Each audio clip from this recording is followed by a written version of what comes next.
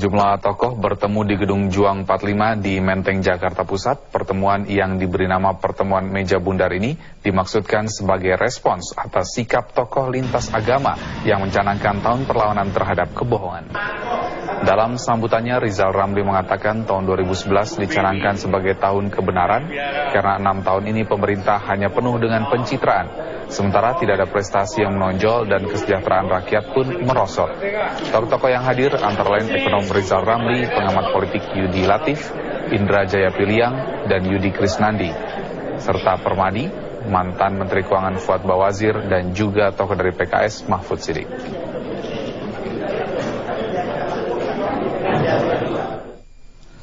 Pemirsa, Anda masih bersama kami dalam Damai Indonesiaku, dan baru saja kita saksikan tadi sebuah tayangan yang tentu saja memiliki makna bahwa siapapun yang hidup di Indonesia ini adalah mereka-mereka yang juga berhak memiliki negara ini, berhak memberikan masukan-masukan. Itulah yang patut untuk kita maknai. Nah, kita akan lanjutkan lagi pembahasan kita tentang Amar Ma'ruf Nahi Munkar. Kiai, kalau kita telah saksikan tadi tokoh lintas agama berkumpul membuat catatan-catatan menurut mereka adalah kebohongan dari ulil amri. Nah, Islam sendiri bagaimana melihat sebuah bentuk kepatuhan atau kepatutan kepada ulil amri?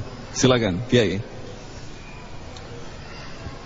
Assalamualaikum warahmatullahi wabarakatuh.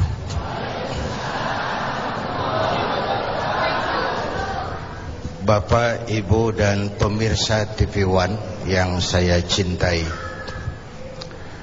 guru kita Al-Habib Mundhir Al-Musyawwar sudah menjelaskan tentang Amar Ma'ruf Nahi Munkar. Pemimpin kita, baginda Nabi besar Muhammad SAW, adalah tokoh yang paling sukses dalam melaksanakan Amar Ma'ruf Nahi Munkar.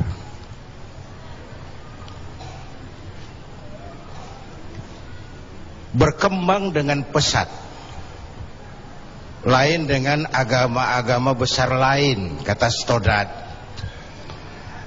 Agama Buddha punya Raja Asoka, agama Persia punya Raja Cyrus. Cyrus, bukan Cyrus Sinaga, Cyrus.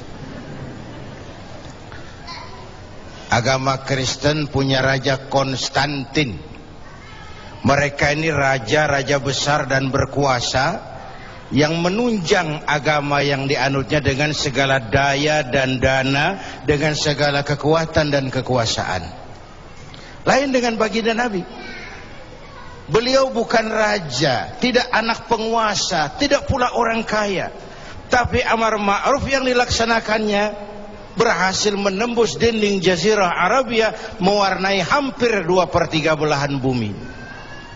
Nah, saya mau ambil porsi apa landasan beliau dalam melaksanakan Amar Ma'ruf dan Nahi Munkar sebelum ke arah yang tadi sudah ditanyakan Saudara Agung. Pertama, landasannya adalah siddiq. Apa? Jujur. Sebab bagaimana orang mau Amar Ma'ruf Nahi Munkar kalau dia nggak punya kejujuran? Nabi kita itu lidahnya adalah hatinya, ucapannya adalah perbuatannya, perintahnya dia berwibawa, ajakannya diikuti karena beliau pelaksana pertamanya. Keteladanan. Kalau kita gimana mau berhasil Amar Ma'ruf?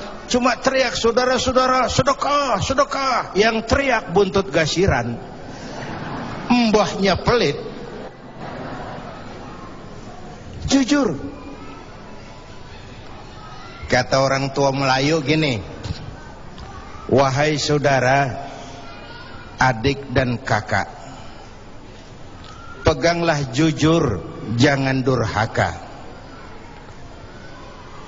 Jauhi bohong, haramkan dusta, supaya hidup tidak ternista. Asik kan? Asik kan? Jauhi bohong, haramkan dusta, supaya hidup tidak ternista. Orang bisnis, modal paling penting adalah kepercayaan. Coba saudara punya kapital miliaran, kalau nggak dipercaya orang, ada nggak yang mau ngasih proyek? Ada nggak? Ada nggak? Nyaut. Modal utama dalam bisnis kepercayaan. Modal utama dalam memimpin kepercayaan. Modal utama dalam seluruh gerak hidup kita kepercayaan. Kalau hidup udah dipercaya, Bu, biar duit banyak juga enak rasanya. Bener. Kalau sudah dipercaya, walaupun duit banyak enak rasanya.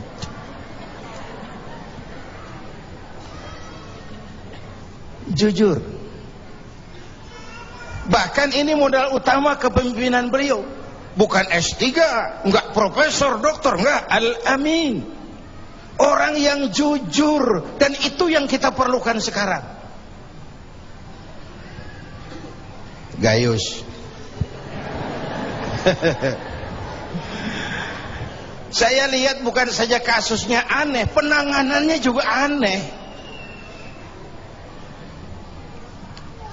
Orang sekali bergayus bisa ngobok-ngobok semuanya. Sekarang banyak yang telinganya pada merah, matanya pada pedas. Begitu dia nyanyi, bagaimana dia merambah kepolisian, merambah kejaksaan, merambah kehakiman. Lalu penanganannya juga aneh. Kayaknya mau terfokus kepada kasus gayusnya, padahal yang terbesarnya adalah mafia hukum dan mafia pajak. Kan itu soal yang paling besarnya. Kita perlu jujur, jangan ada dusta di antara kita.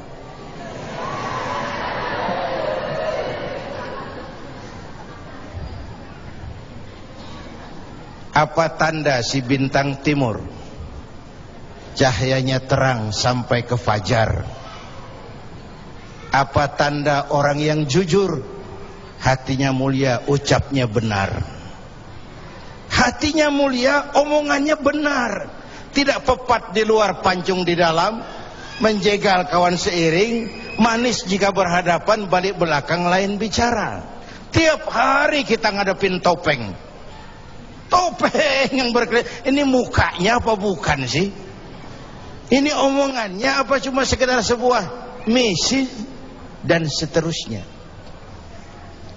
Pantas kalau satu saat seorang biang preman, mbahnya preman, datang menghadap baginda Nabi, dapat hidayah dia.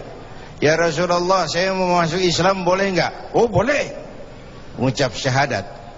Selesai mengucap syahadat, dia bilang lagi, ya Rasul, saya kan sekarang sudah masuk Islam. Baik, saya cinta Islam, alhamdulillah.